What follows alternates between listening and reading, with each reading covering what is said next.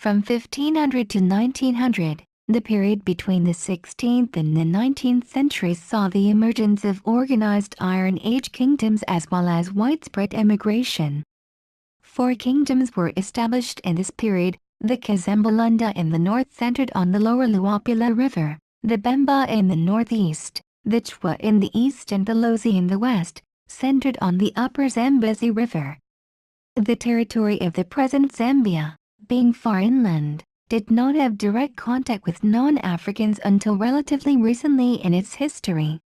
Arab and Portuguese traders were visiting by the 18th century. The first recorded European visitors to Zambia were the Portuguese Manuel Catano Pereira, a trader of mixed Guyanese and Portuguese descent in 1796, and Francisco de Lacerda, an explorer, in 1798.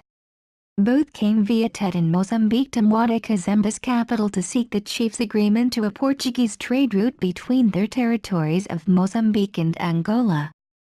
Lacerda died within a few weeks of arriving at Kazemba's, but left a valuable journal which was carried back to Tet by his priest and which was later translated into English by the explorer Sir Richard Burton. 3-4. However, it is believed the Portuguese first came in 1720 to Zumbo, Mozambique, just across the Luangwa River from Zambia, at the confluence with the Zambezi River. Around 1820 they had settled on the Zambian side at Fire, now Luangwa. So it is very likely they were visiting Zambian territory between 1720 and 1820. 6. The first Briton to record having set foot on Zambian soil was David Livingstone. In 1851 he started his well-known exploration of the upper Zambezi River, and in 1855 he became the first European to see Mosi Utunya, the waterfall on the Zambezi River, which he named after Queen Victoria. The Zambian town near the falls is named after him. Livingstone later died in Zambia in 1873. When the first Europeans arrived, the most powerful states in pre-colonial Zambia were the Kingdom of Barotseland in the upper Zambezi, and the Kingdom of Muada Kazemba on the Luapula. The Lozi people of Barotseland had refused Arab and Portuguese traders access to their territory. When the kingdom was first established is uncertain, but it was certainly in existence by the 18th century, the Lozi calling themselves Aluya and their country Ngulayu. Its ruler was called the Litunga. He had 2 capitals. In the dry season he stayed in the middle of the Zambezi floodplain at Lialui, while at the start of the rainy season he moved to Limalunga, above the floodwater level, a move that is still celebrated in the annual Kuamboka festival.